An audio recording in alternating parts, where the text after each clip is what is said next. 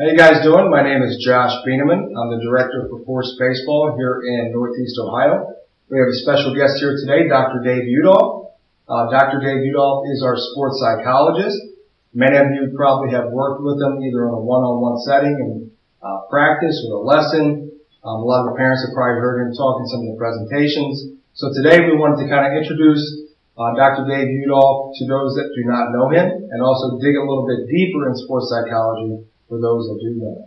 Dr. Dave, thanks for joining us today. Well, thank you for having me, Josh. I appreciate your asking me, and my understanding is I'm going to be the first one interviewed for your new blog, so I'm very privileged to be a part of it. Thank you very much. We're happy to have you. Thanks. So for those that are watching right now that do not know too much about sports psychology, if you can just briefly touch on what sports psychology is to you and also how you got to become a sports psychologist. Well, I think a really easy way to start with that is to talk about what sports psychology is not. A lot of people hear the word psychology and sports, so they figure, oh, he works with athletes with problems. And it's really not the case. With sports psychology, that is part of it. There are athletes that struggle sometimes with performance anxiety and things like that.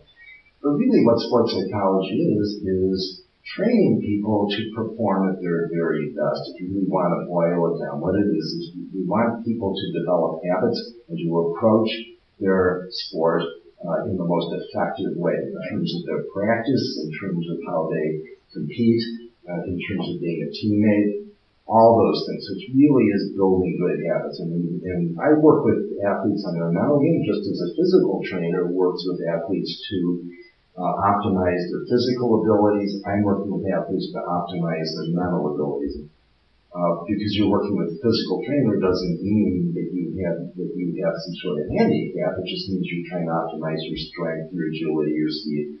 And that's what I'm doing with the mental side of the game. Very cool. So it's almost like a mental skills coach. It's like a mental skills coach. That's a good way of putting it. And I think we really want to approach it that way because I don't want kids coming in thinking, oh, Coach Josh thinks we're all crazy, so we got a sports psychologist coming. That's not what it's about. At the Force, I think you're dedicated to teaching kids how to compete at their very best. And there's the physical training part of things, there's the skills training part of things, and there's the mental part of things. And that's what my focus is. I don't think there's another program in Northeast Ohio that has a sports psychologist. It really makes your program unique. Thank you. Well, we're lucky to have you. Thank you. Thank you very much. So one of the things that, and I've been actually thinking about this the last couple of years since we've been doing this, and I haven't had a chance to ask you about it, is how have you seen sports psychology evolve? Not only in baseball, but in other sports over the past 20 years or so. I know when I was playing, it wasn't that long ago, it was 2003 when I started college baseball, and most of us knew the term sports psychology. We didn't personally know any sports psychologists. We knew there was the mental game of baseball book that was really about the extent as far as sports psychology that we knew about. So how have you seen a change in the last 20 years? Well, I think it's exactly what you said. It's become way more mainstream in the last 20 years. I mean, honestly, I go back, you asked me how I got started with sports psychology, so to sort of finish that question and then get into the one you just asked real quick. But I had no idea what sports psychology was more than 20, probably 25 years. I didn't know what it was. That's not how I got into it. I discovered what sports psychology was and really started digging in the middle 1990s after I attended my first sports psychology conference. Actually, that was in New Orleans, Louisiana, back in 1995, and was starting to rub elbows with Olympic athletes, Olympic coaches, sports psychologists, professional coaches, all kinds of people involved with sport, and opened up a whole world that I didn't really know existed. I think I might have heard the term as you said you did, but I think that the changes that have occurred since then is that it has gone far more mainstream. I mean, around the country, sports psychology is a regular part of most professional teams, all professional teams, collegiate teams, even, I don't know if people realize this, but even the military utilize it. The head of training for the Navy SEALs and the head of training for the Army Rangers sports psychology is a big part of what they do, and in fact, professional teams now are taking people with a military background, sports psychology, military background. Those are some of the people that are moving into sports. For example, the sports psychologist for the Pittsburgh Pirates, Bernie Holiday, was a trainer for the Navy SEALs at one time. So that's how it's starting to evolve. It's really gone very mainstream. Businesses are using sports psychologists now. People in performing arts, professional sports, as I mentioned, collegiate sports, and youth athletics have become very big, and hopefully it'll continue to grow. So that's the biggest change I've seen. It's kind of gone mainstream, and it's nice to see. I didn't know what the heck it was 25 years ago. Now I do. Right. So, in your experience working with players, whether it be group settings, I know you've worked with players as young as 5, 6 years old, leading all the way up to the professional Olympic levels. If you could just briefly touch on maybe one habit or trait that you see at the younger age groups and how that kind of evolves as they get older, that you have maybe seen at an early age where it starts to separate them from being the good athlete, the good travel baseball player, or good high school football player to the highly elite that end up going on to college and professional. So the mental side away from the physical tools, but what separates them mentally? I think one of the biggest things is that the people that make it to the highest level don't get caught up in some of the things that they don't have any control over. You hear the expression, control the controllables, let go of the rest, which you hear pro athletes talk about all the time. I think a lot of younger athletes get very, very focused on things they have absolutely no control over, and might add their parents do too. Things like playing time, what position they're playing at, field conditions. They get all caught up whining, complaining about every little thing that goes wrong. They're not very mentally tough when they do that. And what I've seen is the elite athletes don't get caught up in that stuff. They are inspired whatever the conditions or situations that might exist, the parameters that are going on. They don't get caught up in that. They're too focused on playing. It doesn't matter to them what the weather is, where they're batting, the batting order. You see it with the Indians right now, guys sacrificing. Jason Kipnis willing to play center field. Jose Ramirez, wherever you put him on time. Younger athletes get all caught up in that. If they're not in the batting order where they want to be, or the position they want to be at, if they don't get their playing time, they don't like the coach, they don't like this, they get all caught up in that. Now they're not focused on the game anymore. And I think that's what really separates out the elite athletes. And I've had the privilege of watching kids become elite athletes, become Olympic athletes, become pro athletes, become collegiate athletes. They didn't get caught up in that stuff. It didn't matter to them what the coaches do. Yeah, they had their opinions about it. They didn't like who they were in the band, but they didn't let it affect them. They didn't whine, they didn't complain, they went out and they played. I think that's the biggest thing. And I would call that mental toughness. And a lot of younger athletes, because of a lot of different factors, including parents, and I think a lot of coddling that goes on with kids to become used to having their own way, getting all the things that they want just as they want them. And when they don't get their way, they get very caught up in that. And I think that's the biggest thing that's going to get in the way. It's not their physical abilities, it's not their skill level, it's that. And that's one of the reasons why I got into sports psychology, because I saw that, and I said, no, this person could really be a great athlete. They're tripping over their own feet, metaphorically speaking. I want to help them to get over that. That's why I got into it. Good. So I know a lot of people, especially some of the younger coaches that maybe don't really know the depths of coaching or psychology, kind of think, well, the player either has it or they don't.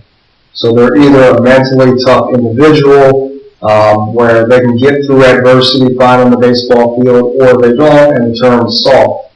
Do you agree that some players maybe just genetically are a little bit more mentally tough, and for those that are not, can it be acquired?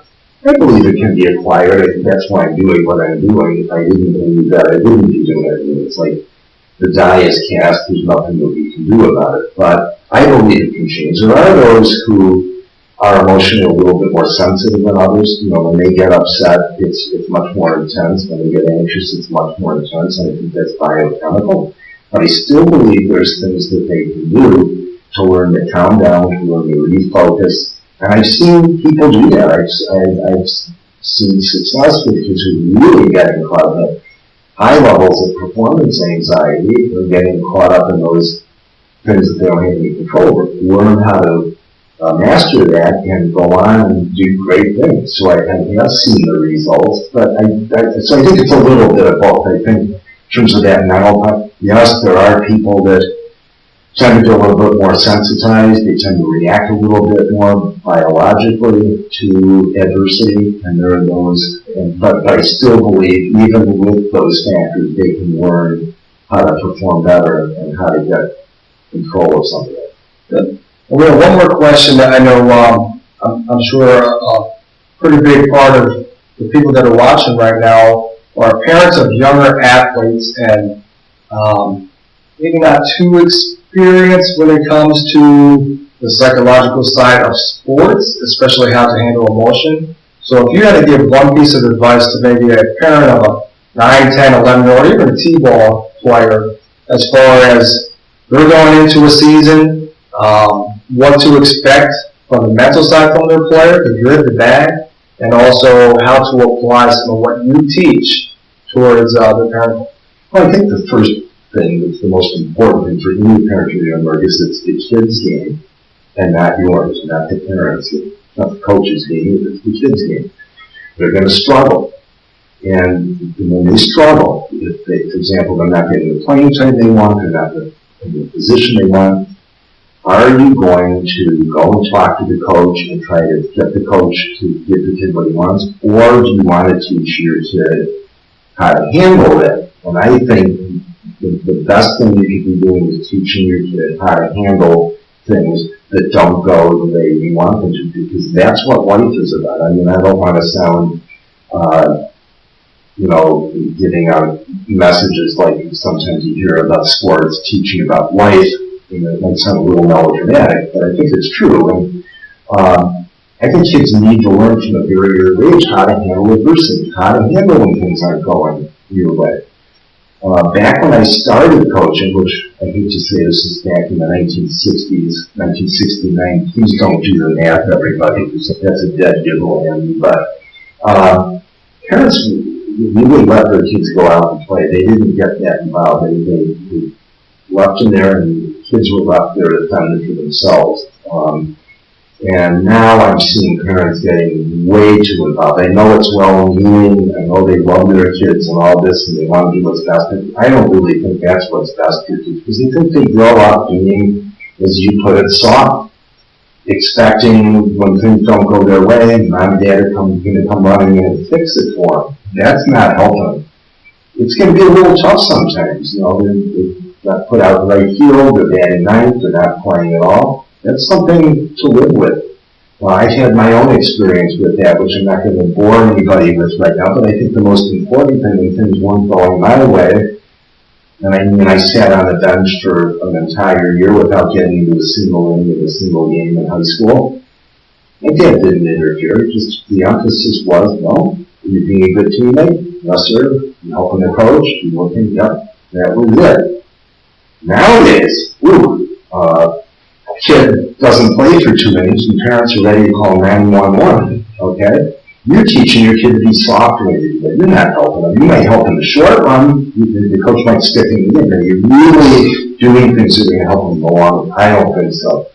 You need to learn how to handle it. Trust me, I'm not saying that you should let kids sit at the end of the bench like I did for an entire year. That's not what I'm saying. But you need to learn how to deal with some adversity. In fact, college coaches and professional coaches have said one of the things about kids coming up that they're seeing is they don't know how to sit. They don't know how to handle not playing, and that's getting in the way. And that's why a lot of kids aren't making it. They can't handle the adversity. So that's something that parents can do. Let the kids deal with things, and it's okay if your kid, teach them how to live with it. Teach them that that's a coach's decision, that's not yours. Talk about controlling the controllables. You don't control what a coach does. That's you worry about playing, the coach will worry about whoever they're playing with. And your training can get involved, even though it might be killing you inside watching your kid sit on that bench getting frustrated. It's an important thing for them to learn if they're ultimately going to be successful in sport and everything else that they do. Well, as always, excellent advice today from Dr. Udelf. If you have any questions for Dr. Udelf, please leave a comment. You can email him. And also stay tuned for the next video on the Force Up.